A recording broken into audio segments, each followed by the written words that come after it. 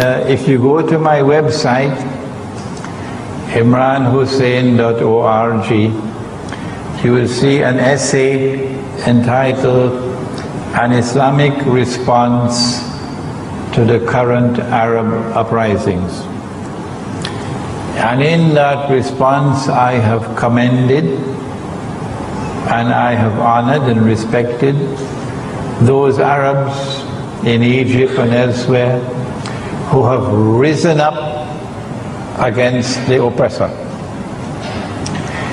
Islam gives you the right to rise up against oppression. Islam gives you the right to rise up and to demonstrate against oppression. And that is what they did. And in doing that and doing it successfully, they have set a golden example for Pakistan. They've set a golden example for so many other parts of the world of Islam today which are in chains. You can't speak. But I have also mentioned that the uprisings which are now taking place are eventually going to facilitate Israel's big wars.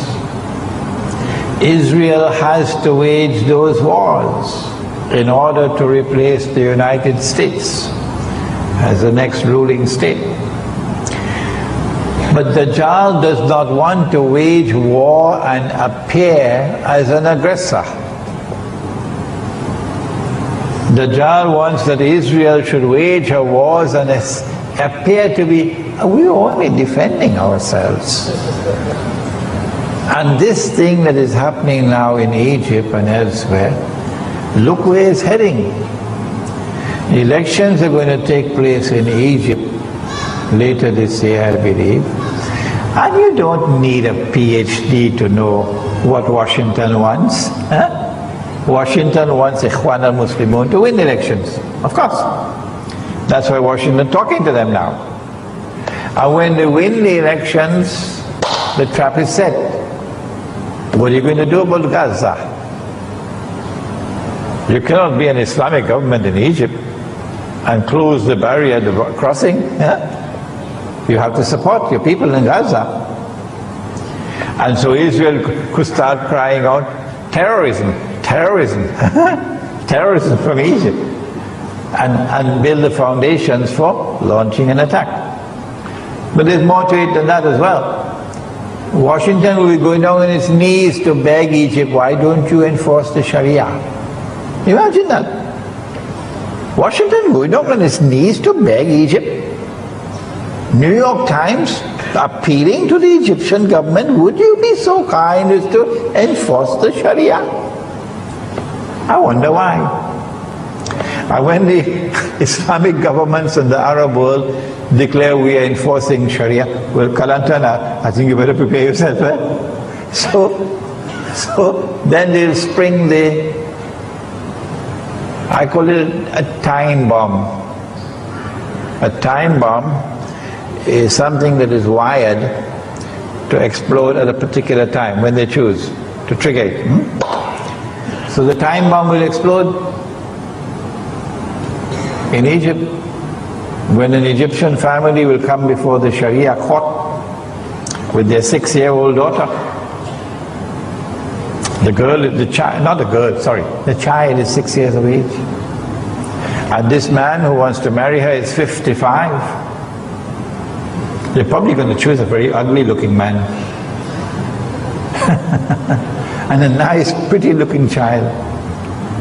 And then the Sharia court is going to give jais, yes, permissible. It's permissible in Islam for this marriage to take place. Yeah. And then CNN's sister, you know the sister? Al Jazeera? Yeah. And every television station in the world is going to capture that. And Muslims are going to become the laughing stock of the whole world.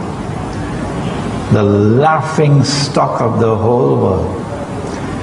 And you are angry with me because I point to that hadith in Sahih Bukhari and I say someone rewrote it? And you're going to be angry with me for that? And you're sending warnings to me? I am the one who should be warning you, rather than you warning me about declaring a hadith in Sahih Bukhari to be rewritten, to be fabricated. Nabi Muhammad ﷺ never, N-E-V-E-R, he never married Aisha radiyallahu ta'ala anha. No marriage ceremony ever took place here on earth. Never. Don't you know there are two kinds of marriages? There are those marriages which are contracted here, and there are those which are contracted there. If Allah subhanahu wa ta'ala tells you this is your wife, He has married you there. So you're going to have another marriage ceremony here? Huh? When He has married two of you, you don't have the freedom in the matter to say yes or no. Islam is submission to Allah.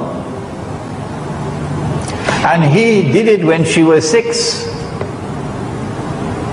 I asked myself, why did He send that vision to Nabi Muhammad alayhi salatu wasalam? This is your wife, I've chosen her as your wife. Why did Allah subhanahu wa ta'ala send that vision to him when she was only 6? Why? There must be a reason.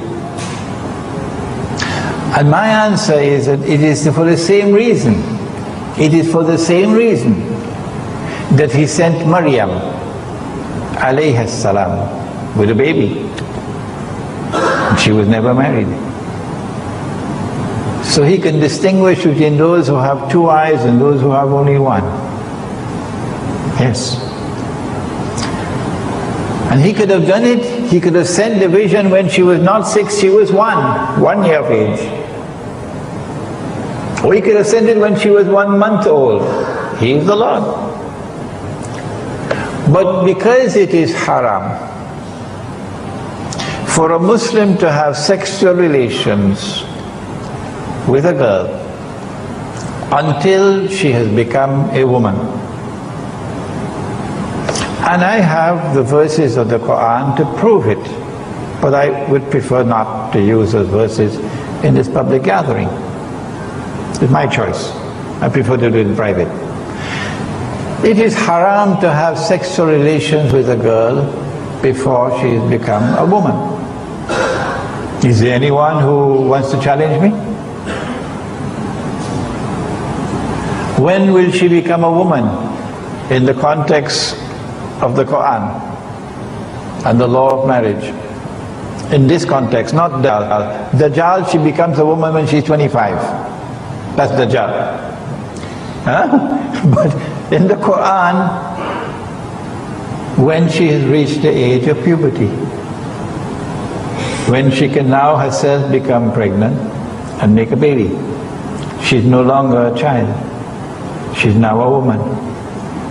So she had to remain in her mother's home until that time.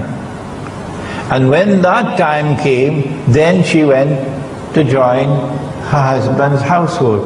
Do you have a problem with that, Dajjal? What's wrong with this? Huh? This is what happened. So the hadith, when it says that he married her when she was 6, is false. It's false. He never married her when she was 6. He never married her at all. Never. It is Allah who informed him, this is your wife. He had no choice in the matter. But when the Sharia court in Egypt declares it's jaiz for a 55-year-old man to have a marriage ceremony with a 6-year-old girl, the Australian government is going to have a lot of problems. You know why? Every pedophile in Australia will want to become a Muslim.